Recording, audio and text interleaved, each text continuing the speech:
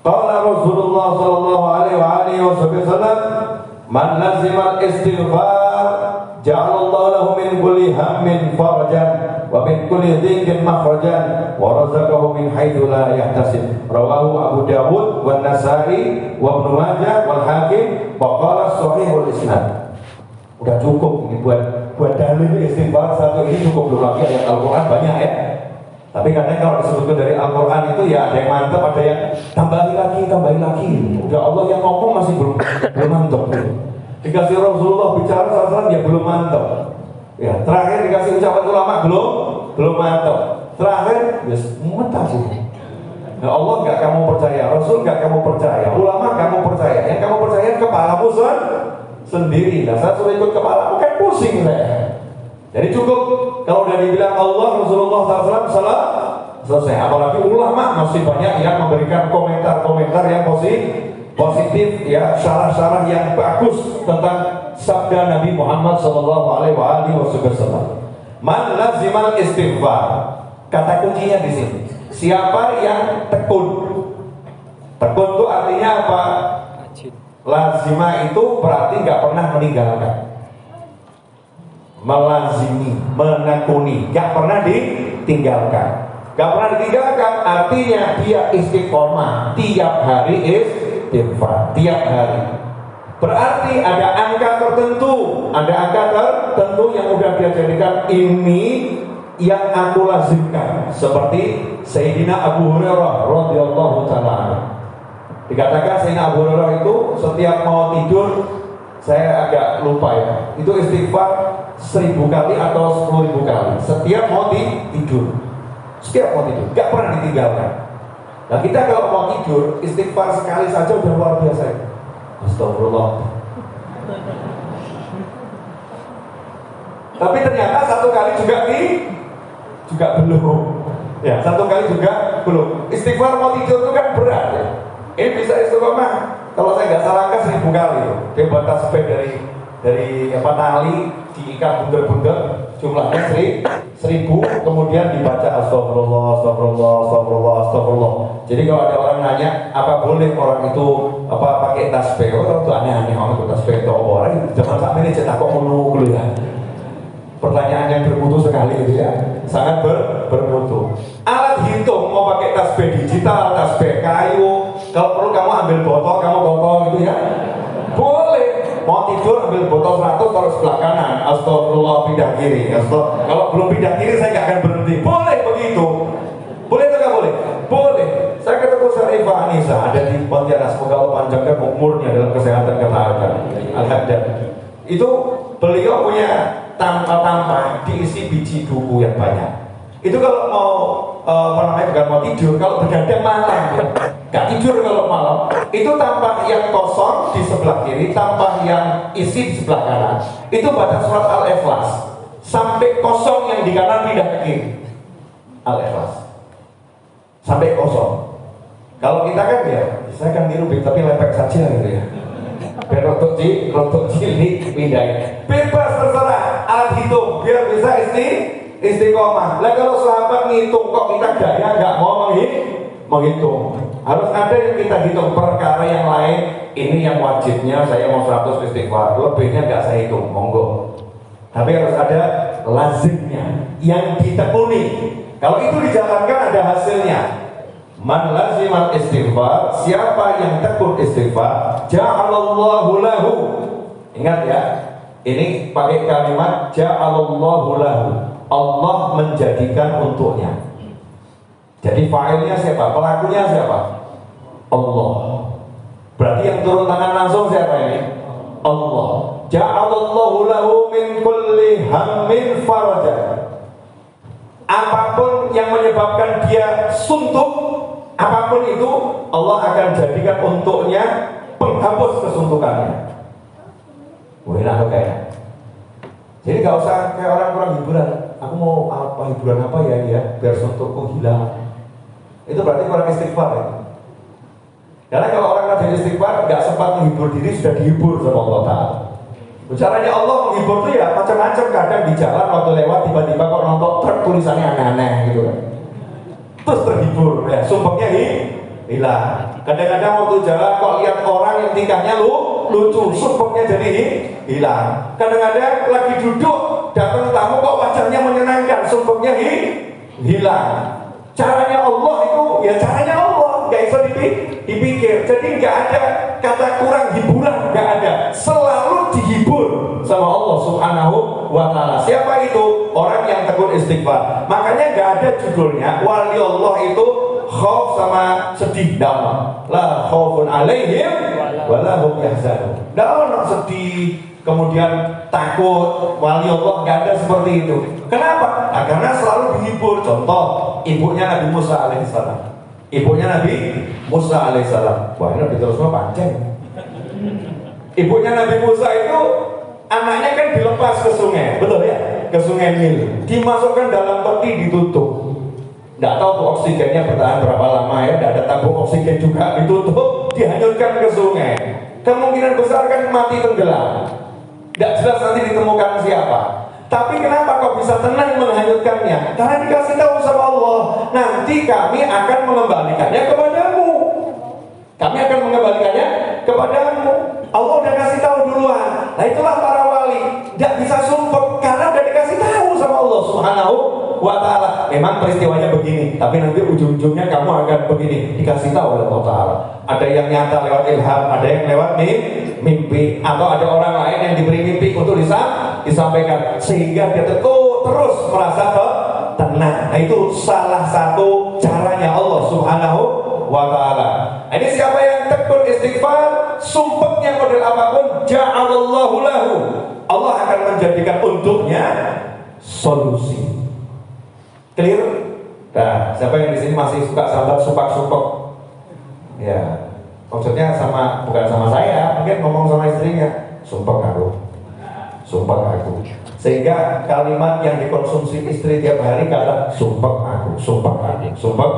Istri juga gitu, ngomong ke suami, sumpah aku. Seorang pria berkata pada temannya, sumpah aku. Konsumsi sumpah. Manusia yang ahli konsumsi kata sumpah berarti kurang istighfar dalam dirinya. Tidak punya sistem istighfar yang tekun tiap hari. Itu yang pertama. Kemudian yang kedua, wa min kulli dzikin makhraja. Lah, dzik ini adalah kesempitan. Udah kalau kata orang pepet ya. Matanya udah gelap, tidak punya jalan keluar. Sempitnya luar biasa. Dzik. Itu kalau dzik ini sama ham masih lebih berat dzik. Hampir sumpah kalau zikir kok toilet ini nggak ada jalan bernapas, nggak ada jalan keluar. Yang udah zik seperti itu, udah pusing kelas berat kalau kata orang yang zik aku udah mangkel, capek, kesel, stres, mumet, pokoknya jadi satu. Nggak ada solusi. Apa kata Allah buat orang yang rajin istighfar? Min kulli dzikin makhraja. Apapun yang menyempitkan dirinya Allah akan buat jadi luas, makhraj, jalan keluarnya. Ya contohnya tuh yang tiga orang di dalam gua, pintunya tertutup batu, gue sekarang solusi, yang gak ada jalan keluar. Ternyata batunya digeser oleh Allah Subhanahu wa Ta'ala. Coba kalau zaman dahulu guanya di atas gunung nutup, gimana itu cara naruh bulldozer ke sana? Kan biasanya zaman dahulu ya. Terus kalau ditata, dilinggis butuh waktu berapa tahun, terburu mati orang yang di sana, disuruh ya gak kegeser. Ternyata tawasul amal soleh diselesaikan masalah oleh Allah Subhanahu wa Ta'ala. Ini contoh nyata. Masalahnya itu sifatnya fisik, masalahnya sifatnya apa itu? Nyata, dunia, batu, nutup jalan. Ternyata solusinya amal soleh. Jadi kalau ada orang mengatakan amal soleh itu ya amal soleh untuk surga, untuk akhirat, jangan untuk urusan dunia. Ini gelabrak tingkat tinggi. Kok biasa kayak gelabrak? Paham ya? Kamu harus bedakan amal soleh. Bisnis is bisnis, jangan digabung dengan amal soleh. Ajarannya sohbo ini. Ini ajaran kufar, ajaran orang-orang yang gak iman sama Allah Subhanahu wa Ta'ala. Kalau yang iman sama Allah Ta'ala, bisnismu model apapun, amal soleh jadi kendaraan nomor satu. Amal soleh harus menjadi tujuan utamamu. Amal soleh harus menjadi pembela dan penolongmu. Sehingga kalau punya masalah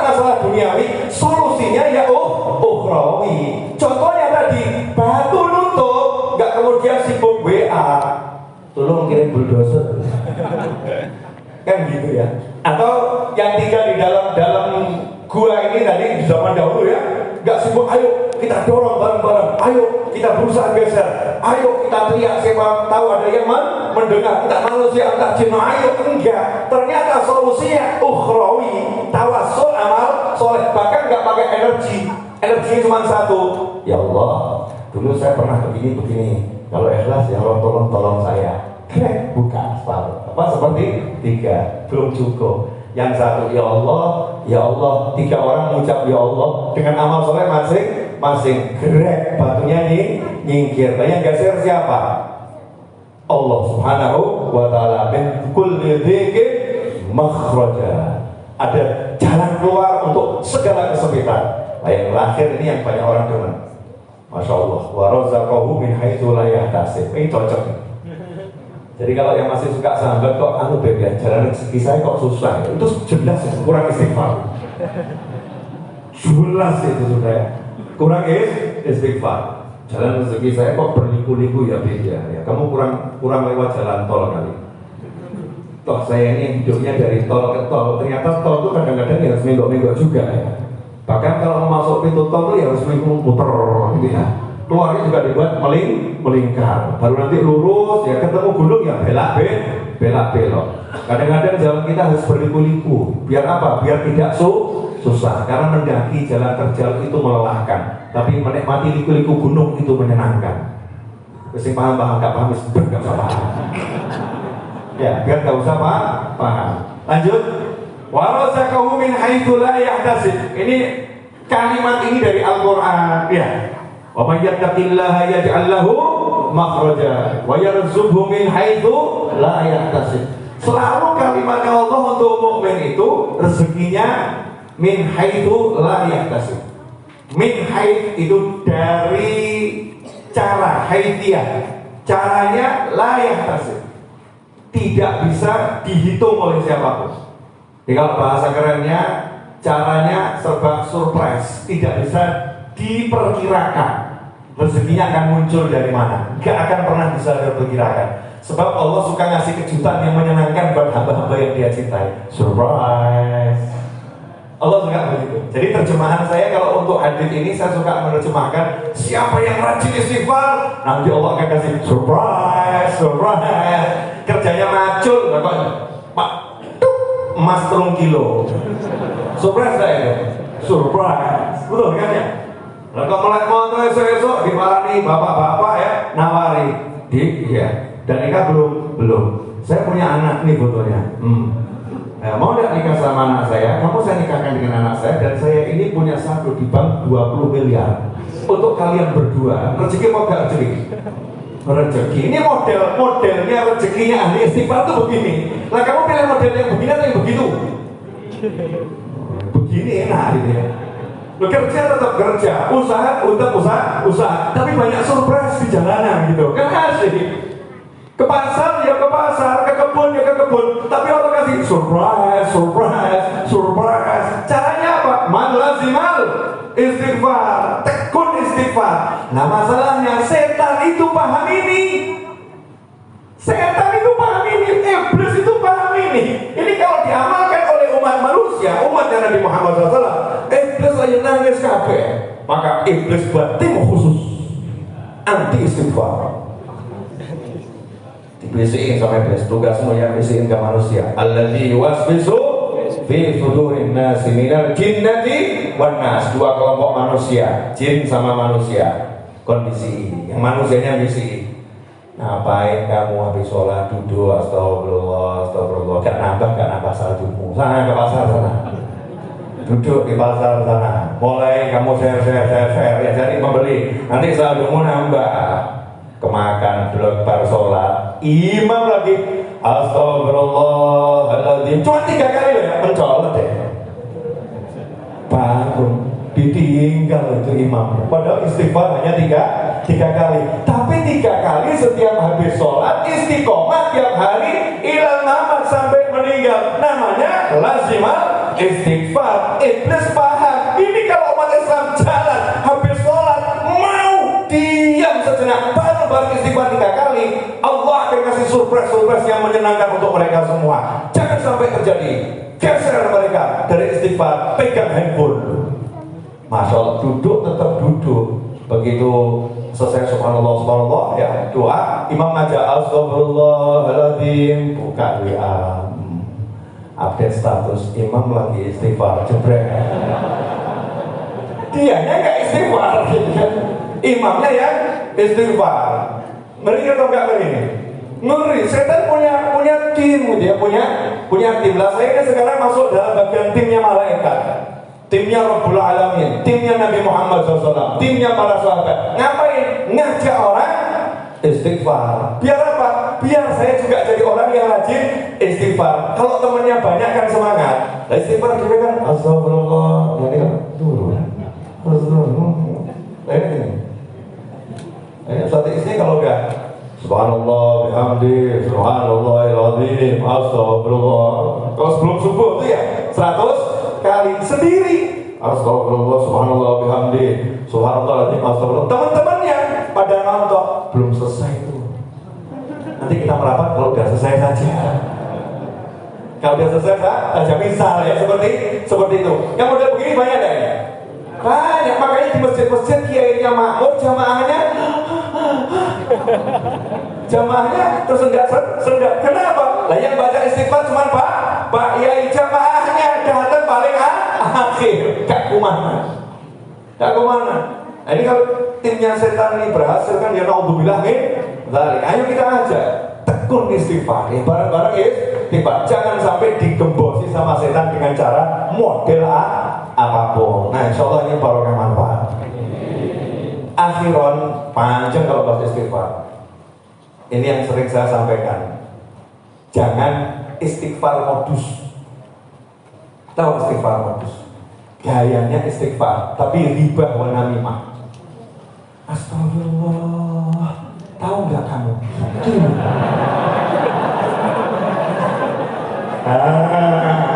Ini namanya istighfar modus. Awalnya masya Allah, astagfirullah, ternyata gunjing orang lain. Ada lagi yang astagfirullah. Ada apa? Astagfirullah. Temannya udah bilang, ada apa? Itu loh, tetanggamu itu kelihatannya rajin ke masjid, tapi saya kemarin lihat tuh dia di tempat naik kelab itu joget-jogetan. Astagfirullah. Ini ngubar aib orang ini. Tapi modusnya astagfirullah. Ada enggak oknum-oknum model begini? Mungkin ada. Di sinetron kadang kan suka muncul ya kan. Di kehidupan mudah-mudahan nggak ada. Walaupun faktanya memang wallahu a'lam nggak ngerti. Ini namanya istighfar modus. Jangan sampai kita istighfar modus. Kalau ada orang kamu lihat berbuat dosa, saya lihat orang berbuat dosa, tugas kita apa? Nomor 1, tutup aibnya. Betul? Nomor 2, mintakan ampun untuknya. Nomor 3, nasihat. Carry dewe ini nasihat. Nasihat ini terakhir. Karena nasihatmu nggak akan bisa masuk ke hati kalau orang itu nggak diampuni oleh Allah Subhanahu wa Ta'ala. Makanya kan Nabi SAW tidak kemudian setelah dilempari batu terus nasihati, aku jangan kamu lempari, kan nggak begitu. Tapi apa? Allahumma hdi qaumi fa innahum la ya'lamun. Mintakan ampun untuk kaumnya. Dimintakan ampun. Kalau udah diampuni nanti bisa dinasehati. Maka kalau lihat orang maksiat, tugas kita tutup aibnya, kemudian kita Allahumma firlahu, Allahumma ampuni dia, rahmati dia, angkat derajatnya, beri dia hidayah. Tenang. Jangan kemudian kita datangi, kamu sudah saya doakan. Dosamu gatel. Kalau nggak saya istighfarkan tiap hari, nggak tahu jadinya apa-apa. Masya Allah.